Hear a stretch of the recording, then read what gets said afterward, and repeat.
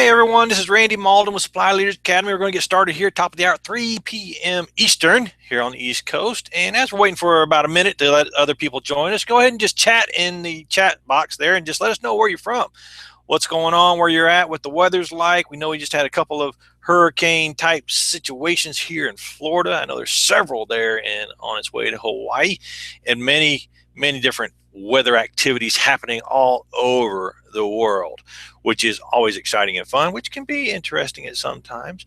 But here today we're going to be talking about zone defense with your supply chain, how to protect your profits. So go ahead and just chat in the chat box. Let us know where you're from. It's always interesting to hear. We have folks from all over the world participating in our educational products, to include the webinars just like this, from Africa, from California, from the Middle East, all kinds of folks from all over the world constantly joining us and learning more about supply chain.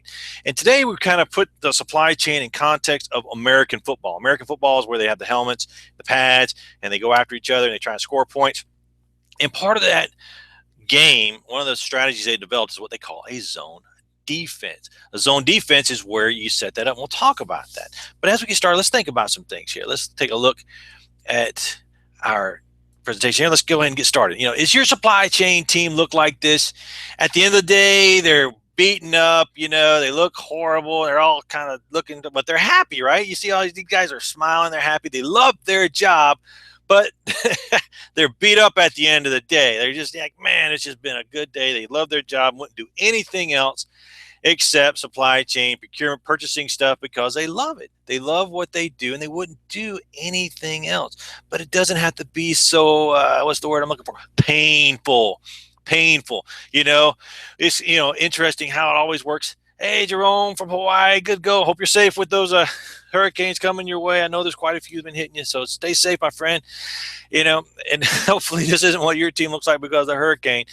And doing that, this is the way we look sometimes, because at the end of the day, we're just trying to make things happen, and people aren't planning properly, and we don't want that to happen. We've set up our foundation with our last webinar. We talked about looking at building the right team. When you set up your vendor base, vendor rationalization, looking at things, now you got to work that team, that you put it together. And that's what we're talking about with that zone defense. This is you on a regular basis. It's these are my profits. We got to protect our organizations from these profit robbing things that happen. The economy, different vendors raising their prices, the competition bringing in different things that we don't see, and they start to come after our profits. Sales and marketing have done an awesome job getting that revenue for us. And then once we have that revenue, we control the spend, how it goes out the door, and that difference between what they generate in revenue and what we spend, that's the profits. And that's what we have to protect by setting up the right kind of defense to make a huge difference for our company. And if we do it right, and we do it right every single time, we are a profitable company that stays in business, because you want a team that looks like this. They're happy to do it. They've got the profits. They're holding them. They're keeping track of them for your company because they know their job. Again, they love their job. Everyone loves their job. But, just sometimes we feel a little beat up because we're always jumping through hoops, reacting to fires, one here, one there, trying to figure it out. And, just kind of gets tough. Instead, we want to set up our zone defense by looking at things. You want to protect your profits. You want to have your zone defense in place so that you can always be flexible and agile and responsive with a systematic process. This is a zone defense that you can kind of see here. Okay, what these X's are is this is the defense, and the O's are obviously the offense. These are the quarterback. Okay, they're going to throw the ball. They're going to try and get past these guys to down, or in our context, take away our profits. Because if they score more revenue from us, then they become more profitable, and we don't, and we end up losing the game. But if you set up a zone defense like this, you can see the defense is just kind of set up in the formation to react to whatever's going on over here. So no matter what play they run, they've got somebody to way that's going to be systematic and focused on process. By having it systematic and set up on process, every single time you can get better and better and better, and everyone knows what their job is every single time. And that's what we're talking about here. Is this zone defense is what they call the request for proposal. This is when you send out the proposal. Now, we'll talk about other procurement strategies. These strategies up here, we'll go through these in a little bit more detail, but the one we're going to focus on today is the RFP and analyzing your proposal. These other ones are more reactive to the market, to the vendors, and what you need because you don't have time. But when you have a good zone defense set up, when you have a strong defensive line, ready to play the game, good vendors, okay, then you got to play zone defense. And that's when you use the RFP process. And one of the biggest things we'll talk about here is time, just to make sure that you have the appropriate time to do the right thing. And doing that is, again, this is all the RFP process. But as we're getting started, just, how is everyone today? As we begun, I started talking about the weather. We just came off a storm here in Florida, and it was just raining all weekend long, just putting all this just raining, flooding everywhere, and it looks like there's some more brewing up there in the Atlantic coming across the ocean, and we're kind of getting geared up for those. It's a good opportunity for everyone to kind of get squared away in their hurricane plans and having a good time. But most of all, it's important to have a good attitude, because the one thing you can control in our lives is our attitude. And no matter what's happening, if we're getting beat up, if things aren't going our way, then we can be positive about it and just be happy that I'm learning something here. It may not be the best thing, but I'm learning. If I'm not learning what to do, I'm learning what not to do. Maintain a positive attitude at all times and make sure you have a good time. If you can't have a good time, why are you doing it? What you'll learn today are the two elements of the perfect requirement to set your defense formation. It all begins with the requirement. If you have a good requirement, you can get out there in front of folks so that your vendors can respond appropriately. We're talking about the 4 procurement strategies to set up your zone defense for profit. So again, these different strategies, so you know how to respond no matter what play is going on. What's going on in the economy, what's going on with your vendors, what's going on with the competition. You know what's going on. 3 parts to managing your RFP so you can adjust as the market adjusts. By knowing the different 3 parts and appropriately managed, you're always staying one step ahead of everyone to get a fair deal. And so by having a fair deal, it's good for both sides. It's not about driving prices down. There's strategies for that, but at the end of the day, we want to have a strategic supply chain that is there for the long term. Vendors out, because then we don't have any other competition. And competition is key to having a good supply chain. 4 elements required to effectively evaluate proposals so you can block any attempts to take profits from your scoreboard. Evaluating those proposals for best value, which is a good thing, and 13 different types of contracts you can use to get the most for your dollar. So you can stop the opposition from than you. Using contracts is absolutely essential, and that we know that there's 13 different types that you can tap into depending upon the requirement and the risk you are willing to take on. So, think about this. If you've only used one type, or you kind of focus on firm fixed price, which is the favorite of a lot of contract officers, contract administrators, because it's easy. But is that the best thing for your business, for your organization? So we'll talk about that today. As we're kind of going through, let's kind of get a context of the audience. How many years of supply chain management, procurement, or purchasing experience do you have? We've seen folks from all different types of experience, from just starting the job and they have no idea what's going on, except for they got to buy stuff, and sometimes it gets kind of crazy with numbers, to folks with 25, 30, 40 years of experience, and it runs the gamut. What's important is that when we have this type of training, you're here and learning and improving your skills no matter where you are. I've gone through many different education and training, and I'm constantly learning, constantly training, constantly learning more, no matter how much experience I have in different parts of the world and different parts of business. Having that experience is cool, and I'm so glad that you're here with me to learn these things, and just so you can be a little bit better at your job. And if you can just get a little bit better by 2 millimeters, you can make a huge difference, because when we save money, that makes the company more profitable. And that's what I'm talking about. It's all about being strategic, focused on the long term, not tactical in a way that, I got to jump through hoops to get this purchase order done. You're responsive, flexible to those needs right then and there, but that costs you a lot of money. It doesn't set things up for the long term. You end up spending a lot more money and time, and worse yet, sometimes you may miss the requirement because you had to go really fast. So having the strategy and understanding the strategy, start using it and putting it in your timeline, you become more successful in doing that. Why are we here today? What's my experience? Why do I get to stand in front of you, sitting here on my desk, going through these presentations? Because I have over 20 years of experience managing supply chain activities with people. I enlisted Marine Corps back in 1989. I was an embassy guard in Santiago, Chile, where I started managing the kitchen of our Marine house down in Santiago, Chile. And I met Colin Powell here. And then I was on deployment 2 different times all over the different worlds. And I did my dissertation, supply chain management by the United States Marine Corps during Operation Iraqi Freedom, where we learned the importance of building a supply chain for the long term and doing that. So make sure that, you think about things in context. The military does one thing right. They know how to move stuff quickly. Despite whatever political views you may have, when we engage the military, they do a lot of good things and they can move stuff fast. And that's because they have a well-developed supply chain that's mature. It's been built over several tens of years, decades. And they've been getting better and better at it. So you want to make sure that we do this. Our reality is that we're constantly jumping through hoops, pulling against sales, pulling against marketing, struggling to get things right. It seems like we're always in a tug of war with people. We have a lot to do, not enough time to do it. It seems like we can never seem to get the team working together to be successful. It's where just at the end of the day, it's just not enough. We're just jumping through hoops. It's getting crazy. And it's like, just please give me some solutions. And that's what you're going to get today. You're going to get some solutions to help you with your RFP process. This is the entire process what we're talking about here. We talked about vendor rationalization, which we talked about in our last webinar.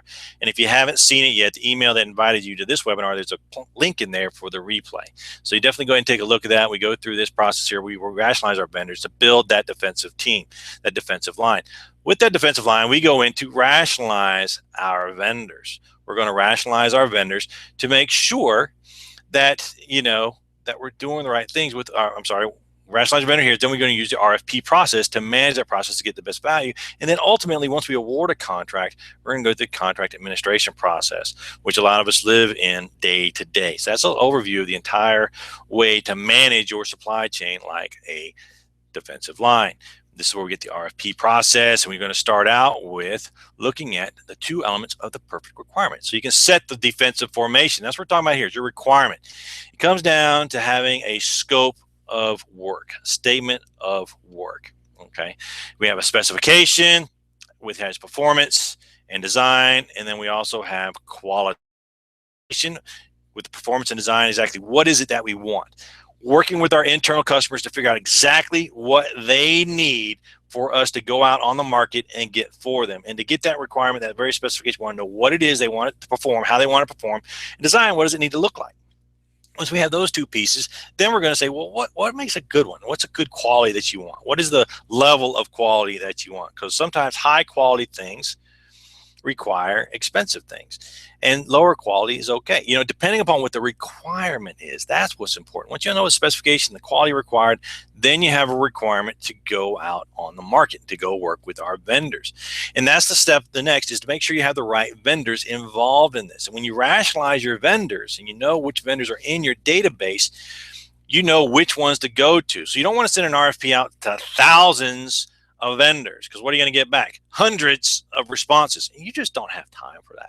That's why once a year or twice a year, you want to go through your vendor database to look at things and kind of tell people, hey, these are the best vendors that we're going to use. Instead of having hundreds, maybe you have 10 good ones and 5 that you use on a regular basis. So you're going to invite these folks. That's why you rationalize your vendors. You go in with a few clicks of a button, get the right vendors involved, and then you're going to send out your RFP. Or you're going to, the next thing we're talking about is 4 procurement strategies to set up your zone defense for profits. What are the 4 different procurement strategies that we could use? Okay.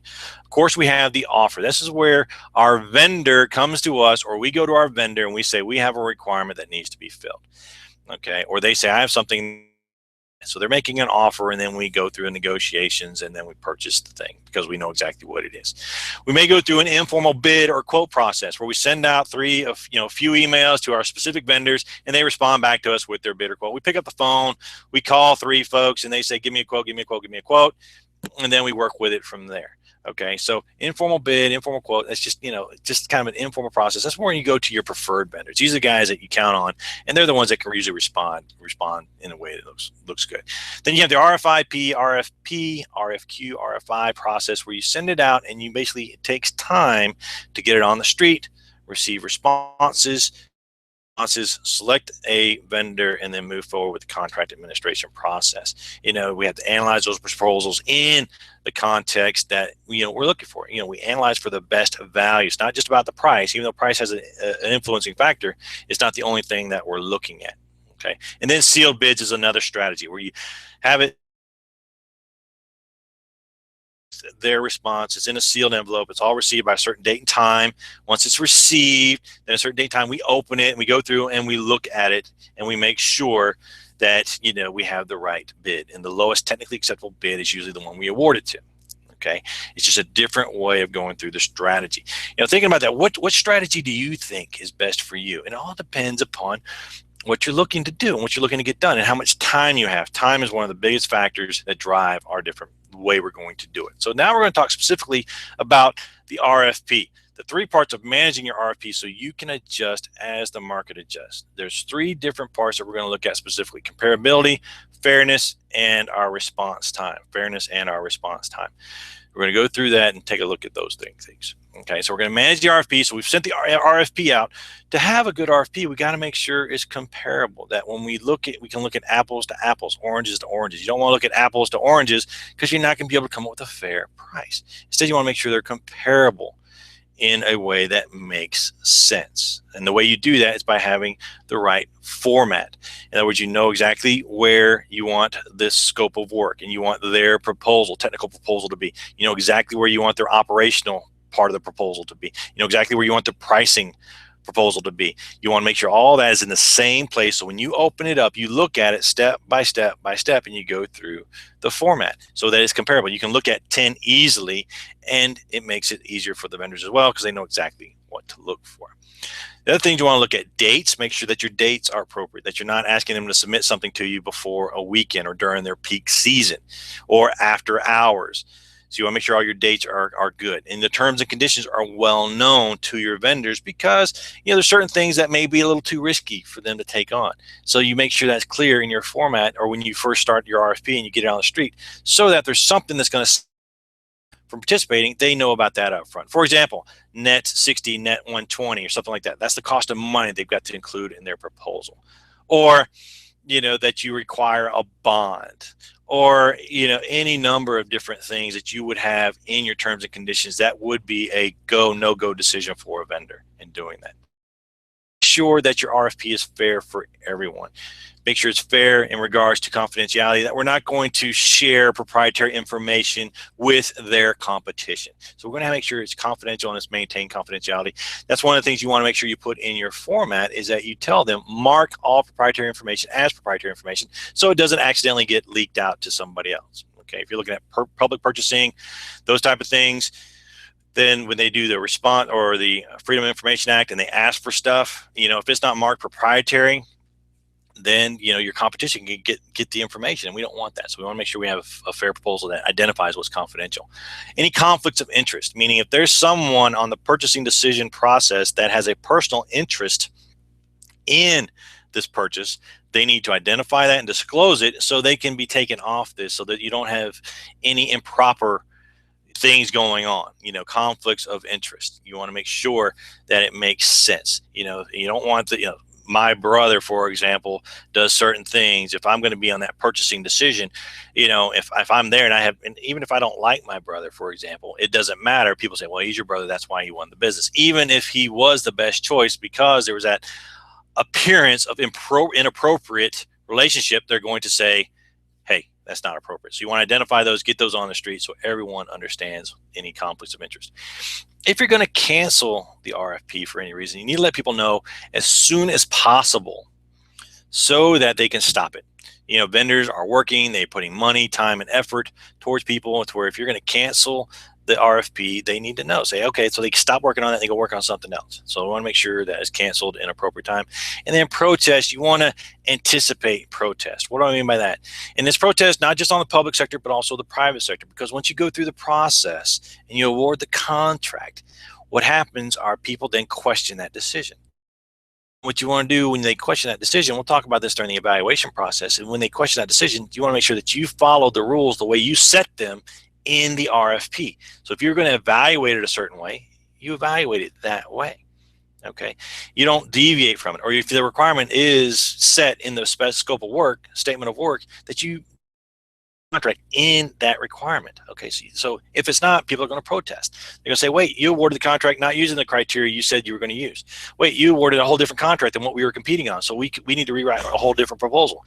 And this, this applies for against public and private, because on the public side, obviously, taxpayers, they want you to make sure you're spending money right and make sure everything's fair on that side. But on the private side, you want to make sure that you're above reproach. So when you award a contract to somebody, there's no doubt that contract was awarded fairly and in the best interest of the company every single time, because folks are out there talking to your vendors. They're building relationships with you and for you, and next thing you know, somebody made a promise that he couldn't keep because we're following this process. So if you're consistently following this process, nobody can question what you were doing. Okay, how long do you allow your vendors to respond to RFPs? 10 days, 20 days, 30 days, 60 days? What is it that looks like for you? Because the third element is response time, and that you need to have enough time to respond. The vendors need time to do this appropriately. You need time to respond. You need time to evaluate. You need time to award the contract and negotiate and go through that entire process. And this is where, by going through this training, you learn more tactics with the people in your organization or company, so that they understand this stuff takes time. It's not something that can happen overnight. It's something that you got to build, you got to practice, you got to rehearse, so it becomes seamless and responsive to your needs as you're going through things. You want to make sure that there's appropriate response time. What's an appropriate response time?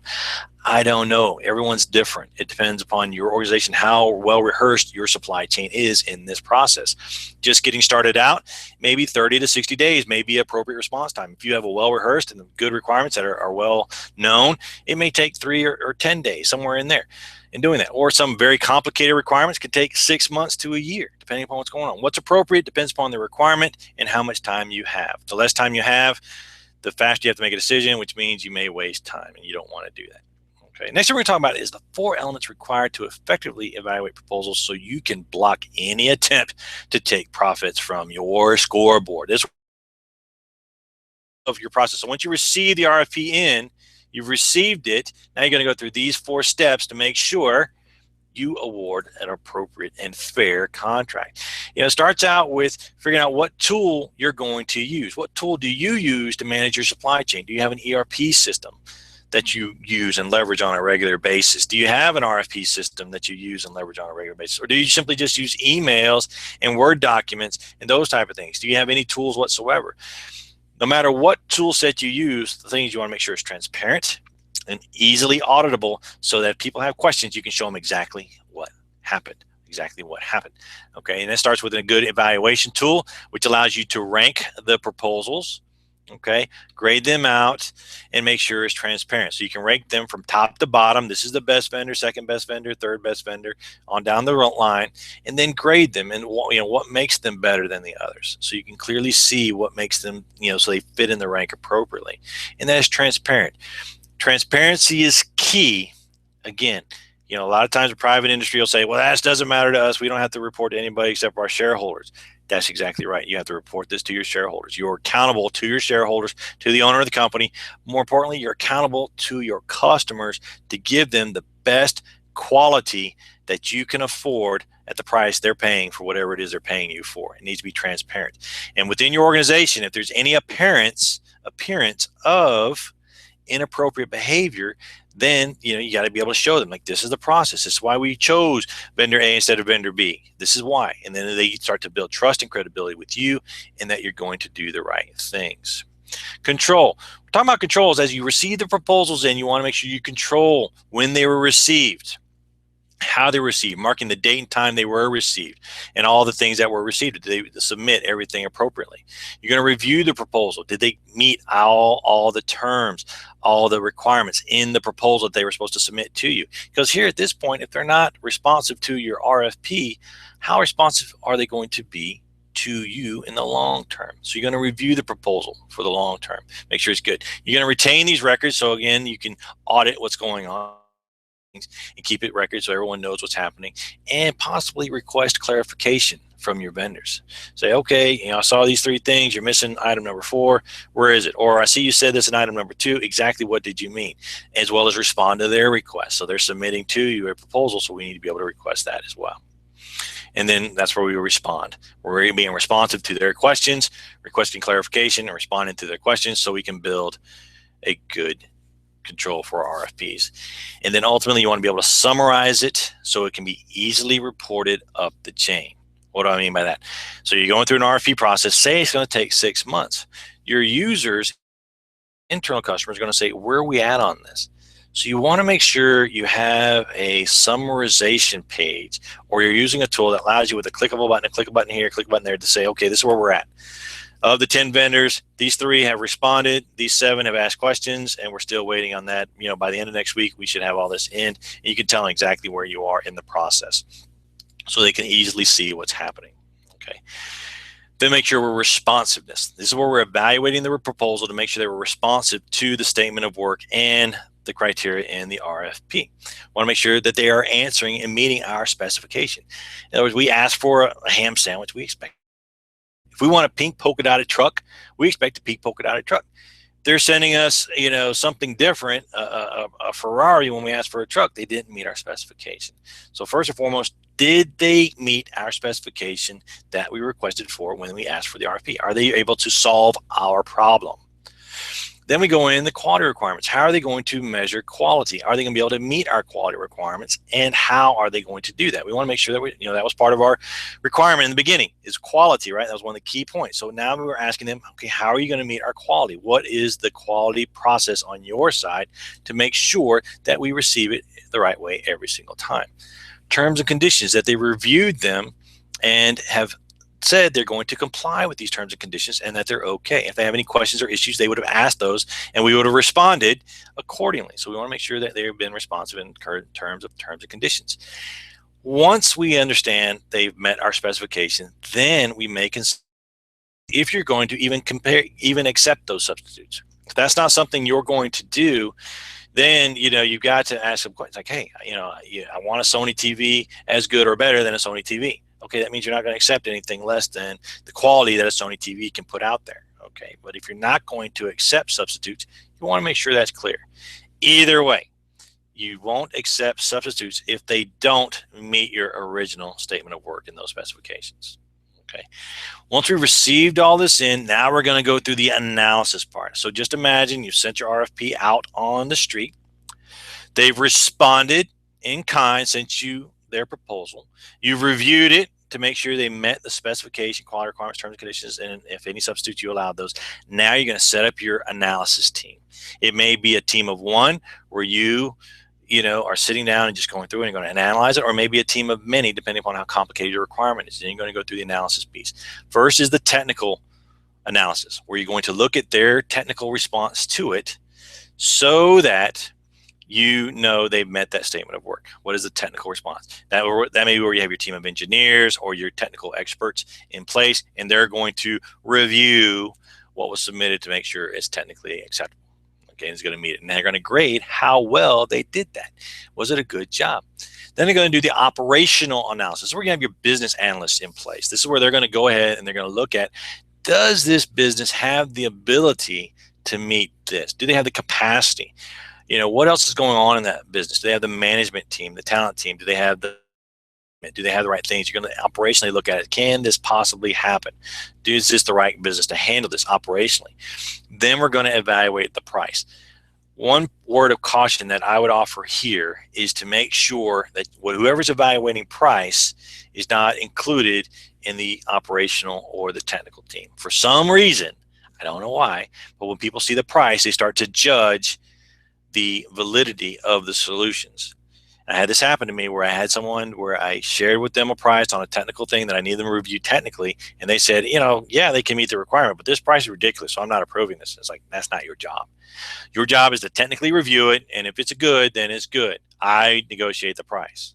Okay, so we don't want to look at the price. So that's where your pricing team needs to be away from everyone as well, so they don't influence their decisions technically or operationally.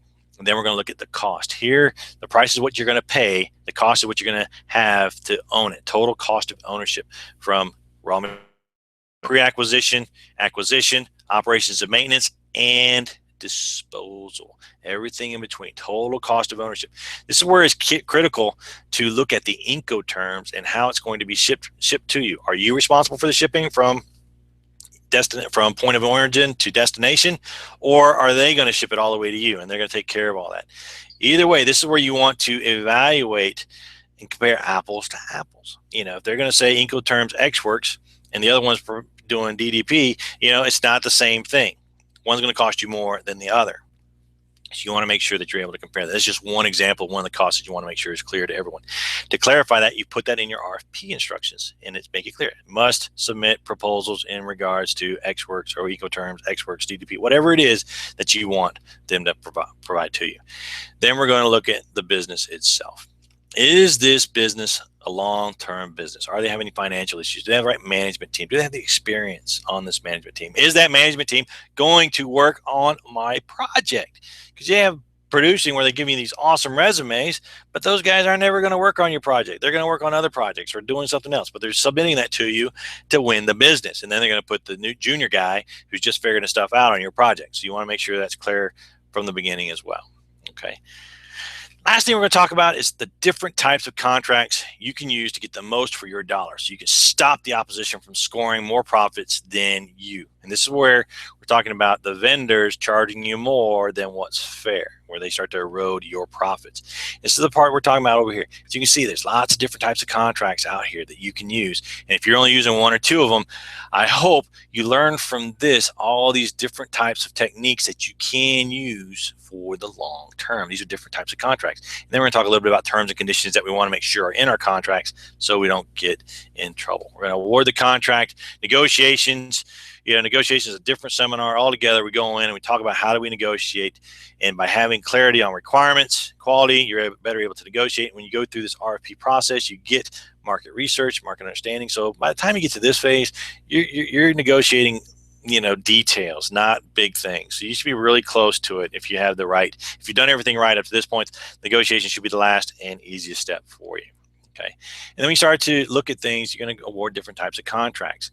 Think about what is the favorite type of contract that you use. Is it a firm fixed price contract? Is it a cost plus contract? Is it some type of time and materials type contract, an IDIQ? What is your favorite that you like to use? And most of us have one that we favor one over the other. And a lot of people kind of skew toward the firm fixed price contract because it's easy. It's easy. And we don't want that.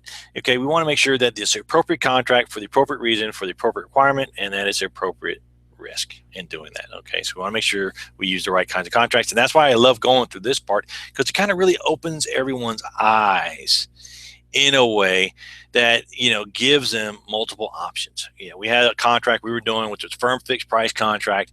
We were setting in place, but there was one piece of that was just very difficult to estimate, the risk. The vendors were pricing in the risk in regards to an integration with other computer systems. Sometimes those are easy, sometimes those are really hard. Okay, either way, you want to make sure you have the right fixed price contract. So we said, hey, this particular part integration is going to be time and materials, everything else needs to be fixed price. So we used a combination of different types of contracts. So you had the firm fixed price. You pay one price for a specific result. If it goes over that price, that's on the vendor. Keep in mind though, vendors are going to price in their risk in this particular type of contract. So if there's anything that may go wrong, they're going to price that in so that they don't lose money on the deal. A fixed price with escalation is put in place for when commodities, things that are tied to commodities, prices are tied to commodities like oil prices or gold prices or silver prices. We're seeing the other side of that now, but there's the other side when it all went up and it was getting up there and ridiculous. There we had price escalation contracts that protected you and protected the vendor, so that if prices go up too high, their prices would go up, and which is just fair, because you don't want them to go out of business again. It's something they cannot control. Redetermination. This is where we might use the learning curve type of contract. So we're basically working with a vendor and we're trying to do something new. So we're going to use the learning curve where they just get more efficient as they're doing it. And then you say, after 6 months or 12 months, we're going to look at things again and we're going to redetermine the price. Okay. Redetermine the price, redetermination. Maybe you have certain qualities or schedule incentives that you want met. So you want to make sure that you get certain quality requirements or certain milestones met on the specific dates. So you're going to incentivize those. If they hit those quality requirements or hit those milestones, they're going to get an award on top of that, some kind of incentive fee to meet those things. So it's beneficial for them. On the other side of that, if you do an incentive, make sure you do a remedy.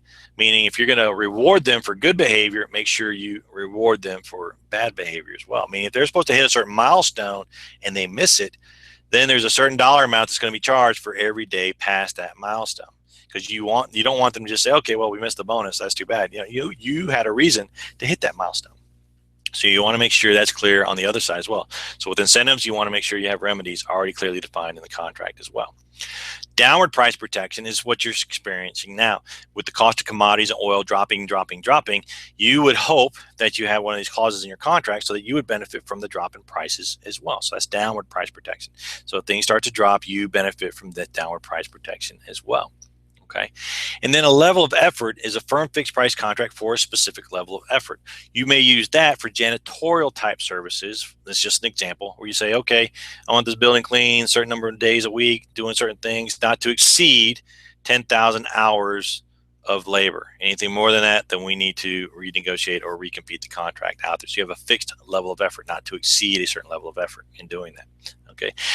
The other side of the contract are cost reimbursable contracts or cost plus type contracts. This is where you have costs plus a fixed fee. It's already fixed. So it's like, okay, whatever your costs are, we're going to pay those and a fixed fee on top of that. It's not going to change. That fee is what it is. Okay. Cost plus a percentage of cost. Saying is cost plus a percentage cost. So it's cost plus 10%. So as your costs go up, so does your cost in regards to percentage because the 10% is getting bigger and bigger. So the percentage of cost is there. Okay. Incentives, just like with the firm fixed price contract, if you're hitting certain milestones or quality, you incentivize that so that they benefit from it. Okay. An award is similar to an incentive type contract that they meet the things that you've set in your statement of work, then you reward them for that with an award in doing that. Sometimes you just do costs straight across the board, time materials without a fee. It's like, hey, we don't know what the requirement is exactly, so we're just going to pay you labor and time materials, that's it, and then when we hit a certain ceiling, we're going to stop. Okay, so you just do cost straight out. And then maybe you do cost sharing. Cost sharing would be used when you have a research and development type contract where there's something that they can then sell to somebody else. Okay, there's a lot of times you'll see this on the government side where it's kind of cost sharing, where the government will invest in some research and development and the vendor sees an opportunity to sell this on the private market. So they say, you know what, we'll cover 30% of the cost, you cover the other 70%, but we want to reserve the right to then be able to sell this on the market. We reserve the right to buy it only at this price. So there's benefits on both sides. Cost sharing, they make the benefits, but as the price goes up, then they also benefit from that as well. Indefinite delivery type contracts, IDIQs, this is where you don't know exactly how much you need or when you need it. It's just indefinite delivery, indefinite quantity. That way, it's there and it's on order, it's ready to go, but you just don't know when you're going to need it. You may use it, like, for example, hurricanes we got coming here. We know we need plywood, we just don't know when we need it. So at the beginning of hurricane season, you lock in your price of plywood because that's when it's cheapest before the hurricanes. So you lock it in and say, hey, I'm going to need 100 sheets of plywood for my building, but I don't know when I'm going to need it. It's for hurricanes. So you set that aside, you pay them a percentage for it to set it aside for you, and then when you need it, you call, it's delivered right to you. Again, definite delivery, indefinite quantity, you don't know when you're going to need it. Task order, we use this for a maintenance type contract where we went through and we negotiated specific tasks in regards to changing oil, changing tires, transmissions, all those type of things. And then whenever we needed it, we just ran the task order and then they delivered on that task order. It was already set. We just didn't know when we needed it. We just knew we would need it. So we went ahead and did that. And that made the delivery order in place. Time materials, just like before, cost material, time materials. We just don't know when we're going to need it, but when we do use it, it's time and materials in place. A blanket agreement you would see in like office supplies where you say, hey, this is our pricing for all the office supplies. You don't know exactly how much you need, when you're going to need it. Just when you order it, the prices are already set. It's just a blanket agreement, and you may use this in leasing as well. Requirements contract is just like a construction contract or a project requirement contract. We have specific milestones, specific quality requirements, you have specific requirements, and you just write a contract to meet those specific requirements in doing that. Okay. A letter contract is what we see on the consulting side where we'll make a proposal to a company for training or some type of consulting services, and if they accept it, they'll sign off on the letter contract in doing that. Okay, a dealer's agreement, just like it sounds. We are agreeing to buy this in return to selling it for somebody else. So we do a dealer's agreement. Service agreement, this is like janitorial services, IT services, and there's very specific things required in a service agreement that you wouldn't see in other types of agreement. One specific thing is, what does the customer have to do inside this agreement in addition to what the vendor has to do? Keeping the customer may have certain requirements, such as to leave their doors open so they can get inside to empty the trash, or if they're going to have IT services, not to put in malicious software or allow thumb drives onto the network where it's unsecured in doing that. So there's certain customer requirements. That's what makes a service agreement different than other types of agreement. The master service agreement, terms and conditions are already set. So people just, when I need it, I go down and get it. You don't have to negotiate. We've already done the negotiations. Professional service agreements, IT services, janitorial services, legal services, a maintenance agreement, performance-based agreement where you expect certain things to happen. Okay, these are all different types of service agreements that you could use depending upon what you're trying to buy. Again, look at all the different tools you have now available to you when you go to settle a contract with a vendor. And we have license agreement. You see that when you have software. You know, you have like 100 software licenses to use. If you go to 101, you got to go buy more licenses. That is what the software, that's how the software companies sell software. A general license to use certain things. Okay, technology license, you know, software, you know, computer systems, access to servers, especially this comes into play when we start looking at cloud services. How many of us are starting to manage and purchase cloud services? This is where these licensing type agreements are going to come into play. And whenever you do software, one point of caution is make sure you own the data produced by the system. They own the algorithms and the way they produced it, but the data produced is yours. Unless you don't put it in your agreement, then they own it. So whenever you do software, be happy to chat with you about it. Whenever, it's one of my areas of interest is how we do software negotiations. And one of the things you want to make sure you own is the data. And our master purchase agreements, our specialty agreements, those are all the different types of contracts. And if you look at this, you think about it, look at all the different types of contracts that we use, lots of different opportunities for us. Now, as we start to award the contract, the next thing we're going to go through are terms and conditions. This is the clauses that protect us from things that, help manage our risk. They're here to protect us, manage risk. Okay, what is one clause on your terms and conditions that you always make sure is correct? One of the ones that two things I look at. One, payment terms. Make sure it's absolutely clear when I'm getting paid or who or how I'm paying somebody. Make sure that's absolutely clear. We don't know cash flow. We don't know when that's coming in. The second one is termination type clauses, like why would or could I terminate this contract if you fail to appropriately act on your half to do that. So you want to make sure that those things are in place. And we have different ones. Legal requirements. What are the legal requirements? You may have hazardous material type management things, OSHA requirements, compliance requirements in regards to security, HIPAA, if you're in healthcare, if you're, have anything with personal data, there's certain requirements there to protect that. So you want to make sure that's in your legal agreements, that your vendors are aware of that they protect it. One can be security background checks. If you're going to be hiring contractors to come on your site, come on your facility, okay, what are the legal background checks? If you don't have a background check, you can't get here and doing that. Okay, so you set those in your terms and conditions. Your financial requirements. What do what are they required? Is there some type of bonding required here? Payment terms. What requires how to, and when you can expect a turnaround on that invoice. Jurisdiction. If you're going to go to court and sue them, then where are you going to go? You're going to go down to, you're going to be in Florida, Wyoming, California, New Mexico. Where are you going to go to jurisdiction? You want to set that up. And a lot of times people think about the cost of going to that jurisdiction. So if you're going to go to California, you don't want to go to California because you're home based in Florida. So you put jurisdiction, say, hey, I need to see area of Florida and doing that and make sure it's good jurisdiction. Okay. Insurance. What are the insurance requirements? General liability and specific liability, depending upon what your requirement is. Security. What type of security are required, especially when it comes to cloud services? How are they going to manage that security? What are they doing on their side? How often do they need to update their antivirus? What type of backups do they have in place? Now let's talk about personnel, background checks. We had a specific software contract we were negotiating with, and one of the concerns was security of the software. And they were trying to say, well, you had to have the programmers live in the United States. It had to be American programmers. And it's just not feasible to develop software with American software engineers. Why? Because they're very expensive. Okay.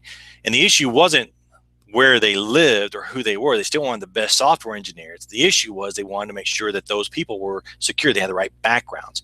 So what they did, they said, okay, we're not going to worry about where they live. We're just going to say they must meet our background check requirements. If they meet those background check requirements, we don't care where they live. They've met our security requirements, and they can write code on this software project. Okay. Assignability is one of those clauses that can save you in the right circumstances. Let me share with you a story. We had someone in our class, they were the battery, and they were having a vendor make a proprietary part for them. Well, one of their competitors bought that company, bought that vendor to try and get at that proprietary technology. But because they had an assignability clause in that contract, they were able to pull that requirement from that vendor and say, you're not going to make that for us anymore because we don't agree with our competitor having this technology to doing that. So that's where the assignability clause can come in place. And what it basically is that you reserve the right to allow this contract to be assigned to another party unless you approve it in writing. It's that simple. But it gives you the opportunity to say no. Claims is where your vendors do they do work for you that may not be in the terms and conditions of the contract, so it's above and beyond what they were contracted for, and now they want to get paid for it. So now they're going to submit a claim and say, hey, pay me for what I need to do. Warranties, expressed warranties, and implied warranties. Implied warranties are warranties that are implied. When you buy something, you should get what you paid for. In other words, it should be good. And then expressed warranties are limited warranties, such as 5 years, 50,000 miles, or something like that. Very expressed warranties. So you know exactly what it is, so that once you get there. And if you want to save money for your company, go right to your warranty program and see who and how they're managing it. My guess is unless you've got somebody specifically managing warranty, you're not, and you're throwing away money. So go in, look at your warranty program, say, hey, how are we managing our warranty? When this computer breaks, what do we do? How does that work? Well, we just buy a new one. Wrong answer. If it's within 30 days, we should be going right back to the vendor. Or if it's within a certain time period, the vendor should be replacing this at no cost to us. Okay, so you want to make sure your warranties are clear. And then remedies, just as we mentioned before, remedies are basically where you already set your limits of liability. In other words, we would have liquidated damage clauses in our contracts where it says if you don't fulfill the terms of this contract, you owe us this amount of money. So our remedies are predefined, which then limits the risk within the contract in doing that. Okay, that's it. That's how you build all the different places. The next part we go with contract administration. That'll be in a future webinar, so stand by for that. All right, we learned lots of different things today. 2 elements of the perfect requirement, the 4 procurement strategies, the 3 parts to managing your RFPs, the 4 elements required to effectively evaluate your proposals, and the 13 different types of contracts you can use to get the most profit for your organization. Lots of good stuff. Okay, make sure that you share your experience with people. Let them know that you were training with us, how to join our list. Just go to our website, join our list, so they can get notified of these good things too. The more people that share in this training, the more people that can benefit from it, and the better your organization is going to be. You're going to have access to this replay, which will be available to anyone you want to share it with. So if you were the person that was appointed today to listen to this training to determine if it's good or not, you will have a replay link that you can share with your team so they can watch it as well. In doing that, make sure you go out there. As always, we're CPSM, CPSD trainers. Go to cpsmtraining.com if you're interested. If you have any questions about the certification, just let us know, and we'll take care of you. All right, in doing that. Again, this is the entire process. You can see lots of good stuff. We went through a lot of information today, lots of good things with that. And this is where I like to go ahead and open it up for questions. If you guys go ahead and chat in the chat box, go ahead and just put in any questions that you have in the chat box, and I'll be happy. I know usually what happens if I open up the mic, there's a lot of background noise, and it's really hard for people to hear, and it's always annoying when you hear the dog barking in the background because the person who's not paying attention is letting it go. So, right now, just go ahead and just think about any question that we have here. Look about your particular situation and think about what areas of friction you have, and I'll be happy to help you work through those areas of friction. If you're listening to a recording, you'll also see a box to the right there where you can go in and put in your questions, and what that does is that that sends us the information so we can respond to you right there in the email. This is good. You just ask us any questions that you have about anything. And if after, if you don't have any questions now because you don't want to put it out to everyone, that's okay. I understand. Just send me an email at info@cpsmtraining.com, info@cpsmtraining.com, and I will respond to your specific question, to make sure that you are good to go with this process. Because once you've built this defensive line, you have the vendors in place, and now you've got this play, no matter what's going on, you're always going to get the best value for your dollar.